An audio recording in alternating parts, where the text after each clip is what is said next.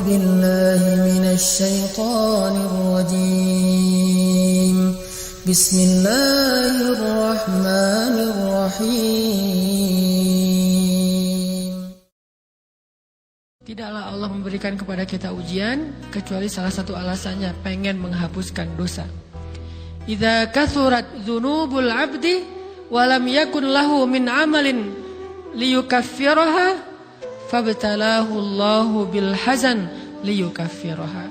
Kalau seorang hamba banyak dosa dan dia enggak cukup amal untuk mengkifarat dosa-dosanya, Allah akan menguji dia dengan rasa sedih, dengan rasa kecewa, dengan rasa berat, sakit hati untuk mengkifarat dosa-dosanya.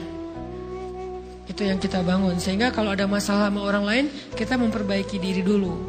Bukan sibuk dengan kesalahan dia terus menerus yang gak mau kita maafin. Misalnya ada teman kita nih, jadi clash sama kita. Hal pertama yang kita bangun, astagfirullahaladzim, saya banyak dosa nih. Tapi kan yang salah dia, ya. Tapi mungkin dia gak akan mengatakan kalimat itu, gak akan bersikap kayak gitu kalau kita gak punya dosa. Allah sengaja mengutus dia untuk menguji kita lewat kata-katanya, lewat perilakunya, karena kita punya dosa. Jadi penyebab pertama diuji itu bukan teman kita yang salah, itu penyebab kedua. Memang dia salah, dan itu harus kita akui, realistis lah. Dia salah, dia gak pas, dia gak bijak, dia apa. Oke, tapi yang mentakdirkan dia salah kepada kita, Allah Subhanahu Wa Taala. Kenapa Allah takdirkan gitu? Karena kita masih punya banyak dosa. Allah kirim kita ujian, bisa manusia, bisa alam, bisa dalam diri kita sendiri. Itu semuanya adalah cara Allah untuk menguji kita dan membersihkan dosa-dosa kita. Ini yang kita bangun pertama. Yang kedua, kata Nabi di dalam hadis Bukhari, "May yuridillahu bihi khairan." Yang terkenal kan yufaqihu fiddin, itu yang terkenal. Ternyata ada dua modelnya. Ada may yuridillahu bihi khairan yufaqihu fiddin. Siapa yang Allah pengen kasih dia kebaikan agama, kebaikan, Allah akan buat dia mengerti halal dan haram. Itu berarti Allah sayang sama dia. Ini satu model hadis. Ada model yang kedua, mirip redaksinya. May yuridillahu bihi khairan yusib min. Hadis Bukhari. Siapa yang Allah pengen ngasih dia kebaikan, Allah uji. Hah? Kok gitu caranya? Ternyata kayak gitu rahasianya. May yuridillahu bihi khairan, may yuridillahu bihi khairan. Siapa yang Allah pengen ngasih dia kebaikan, Allah kasih dia musibah atau ujian. Kenapa bisa seperti itu, Ustaz? Fa inna ma'al usri yusra, inna ma'al usri yusra. Seolah-olah Allah bilang di dalam ayat itu, kalau kalian mau dapat kemudahan, biasanya lewatnya kesusahan dulu. Kalau kalian pengen dapat keberuntungan, biasanya dapatnya kerugian dulu. Tapi keberuntungan dan kerugiannya pasti gak sebanding. Keberuntungannya jauh lebih besar daripada kerugiannya. Kerugian itu kayak modal doang, DP. Jadi kalau kita mau dapat kejutan dari Allah, Allah kasih kita DP. DP-nya apa? Ujian. DP-nya musibah. DP-nya rasa gak nyaman. Itu DP tuh. DP terhadap apa? DP dari Allah terhadap hadiah-hadiah besar yang Allah pengen ngasih ke kita setelahnya. Cuman banyak orang yang menolak DP ini. Sama kayak kita misalnya. Kalau kita mau ngasih dia hadiah, kita kasih dia kayak kejutan dulu. Dia lagi ulang tahun nih, disiram air dulu. Setelah itu dikasih hadiah-hadiah yang mahal. Rela gak disiram air demi hadiah? Rela, udah siramin lagi aja. Kalau setelahnya ada hadiah. Yang kita gak rela, kalau setelah disiram, disuruh bersih-bersih sendiri dan gak dikasih apa-apa. Kan gak rela tuh. Berarti ini bab iman. Yakin gak kalau Allah tetap ngasih hadiah? Kan sabar dan iman itu ternyata tahu aman, kembar. Kalau kita yakin Allah ngasih hadiah setelah ngasih kita DP ujian, ya kita akan sabar. Gak apa-apa deh, bentar lagi mau dikasih hadiah, digini-giniin juga gak masalah. Dibully, diapain sama Allah, biarin aja. Ya Allah saya sabar, kan bentar lagi mau dikasih hadiah nih. Ini masalah yakin. Tapi kalau kita gak yakin, apa sih maunya Allah, gitu kan? Begitu kalimat ini keluar, maka yang muncul setelahnya adalah mengeluh, berputus asa, dan gak akan sabar menghadapi ujian. Ujian, kata Nabi, may yuridillahu bihi khairan. Siapa yang Allah pengen kasih hadiah, Siapa yang Allah pengen kasih kejutan, siapa yang Allah pengen kasih pertolongan, siapa yang Allah pengen kasih kebaikan, yusib min, Allah akan uji dia dulu. Ini sunnatullah. Sehingga kalau kita lagi diuji, yang kita lihat jangan ujiannya, apa setelah itu. Gimana ngelihatnya Ustaz, gak kelihatan? Dengan mata hati. Istafti qalbak, tanya kepada hatimu, kelihatan gak? Dengan mata hati. Gimana ngelihat dengan mata hati? Dengan iman, saya percaya Allah pasti ngasih kebaikan setelah ini. Orang Allah sendiri yang ngomong, gak ada satu huruf pun di Al-Quran yang salah. Apalagi satu ayat, apalagi dua ayat. Fa inna ma'al usri yusra, ditegesin lagi, inna ma'al usri yusra. Tapi usr dulu, baru yusr. Dikasih kesusahan sedikit, dikasih kemudahan yang banyak. Dikasih kesusahan sedikit, dikasih kemudahan yang banyak.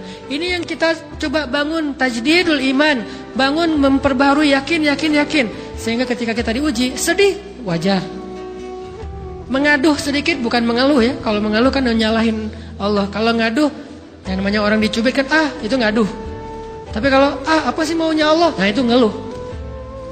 Antara mengadu dengan mengeluh berbeda. Mengaduh, itu manusiawi. Sedih, itu manusiawi. Air mata, bahkan bukan hanya manusiawi, itu rahmat dari Allah. Orang yang gak bisa menangis itu yang bahaya. Kalau kita masih bisa menangis, berarti kita masih peka hatinya. Bukankah anak kecil paling sering menangis? Berarti hatinya peka. Siapa lagi selain anak kecil yang paling sering menangis? Cewek. Cowok itu emang gak punya perasaan, makanya jarang nangis. Cewek dikit-dikit nangis. Jangan bilang, cemen banget sih nangis, cengeng apa. Enggak, karena dia perasaannya lebih peka dari kita. Itulah kenapa Allah menitipkan bayi kepada perempuan. Kalau dititipin ke laki-laki, hancur. Di balik kepekaan perempuan, di balik sensitifnya perempuan, di balik perasaannya yang luar biasa, di situ Allah Subhanahu wa taala menitipkan amanah, dia yang paling baik dalam merawat bayinya. Perempuan secara umum mungkin lebih banyak bicara daripada laki-laki ya. Walaupun ada orang yang perempuan pendiam banget, ada yang nggak ngomong sama sekali, misalnya diem-diem aja, ada. Tapi secara umum perempuan lebih banyak berucap daripada laki-laki. Emangnya ini kekurangan? Bukan. Ini kelebihan. Kalau dia berikan itu dalam hal yang tepat. Apa yang tepat? Mendidik anak. Justru karena perempuan banyak ngomong, lebih baik dalam mendidik anak daripada laki-laki. Laki-laki itu kurang mendidik, kurang mengedukasi kepada anak dengan usia tertentu karena dia jarang memahamkan. Salah hanya marah, salah hanya ditegur. Kalau ibunya jelasin, gini sebelum tidur ibunya yang ceritain banyak cerita. Saya sendiri ngalamin. Sering mana seorang ayah sama ibu interaksi sama anak dalam bentuk verbal. Sering ibu. Jadi menangis itu rahmat dari Allah. Gak apa-apa, nangis saja. Dan itu tidak disebut mengeluh. Kamu kok nangis sih? Kan orang Islam harus sabar. Emangnya nangis dengan sabar itu bertolak belakang? Sabar tetap sabar. Ya nangis jalan aja terus nangis. Nangis nangisnya nggak cuma nangis doang, emotikonnya juga nangis, berderai-derai gitu, sampai air matanya menggenang gitu kan ya, boleh lah. Ditambah lagi dengan visual menangisnya, posting bahwa dia lagi tertusuk duri dengan postingan kaktus atau apalah, dia pengen share ke semua orang bahwa saya sedang sedih, sehingga nanti ketika ada orang yang menghibur dia dengan sedikit kata-kata yang sabar ya segala macam, makin berderai-derai. Itu belum jadi, kecuali dia keluarkan kata-kata mengeluh, baru dia disebut orang yang banyak mengeluh, berputus asa. Kalau mengaduh, wajar. Walaupun ada nabi udah diuji berat gak mau mengaduh, apalagi ngeluh. Zakaria digergaji, mengaduh aja enggak. Kenapa? Karena kata malaikat, kalau kamu mengaduh sedikit aja, maka Allah Subhanahu wa taala akan menghancurkan kaum ini. Dia kasihan kepada kaumnya, gak mau mengaduh. Satu-satunya orang yang kita tidak boleh mengaduh hanya orang tua. Atau itu mengeluh kalau untuk orang tua. Kalau yang lain nggak disebut mengeluh. Kalau ke teman, malas nggak apa-apa. Jangan sering-sering tapi. Apaan sih? Ke teman boleh. Tapi ke orang tua, saja itu bukan lagi mengadu, itu sudah mengeluh. Khusus untuk orang tua. Kalau di antara manusia. Kalau kepada Allah dan Rasul, pastinya lebih dari itu. Ketika kita diam saja, tidak langsung beranjak sami'na wa ata'na labbaika ya rabbi wa sa'daik, enggak memenuhi panggilan Allah, itu sudah disebut bagian dari kufur ingkar.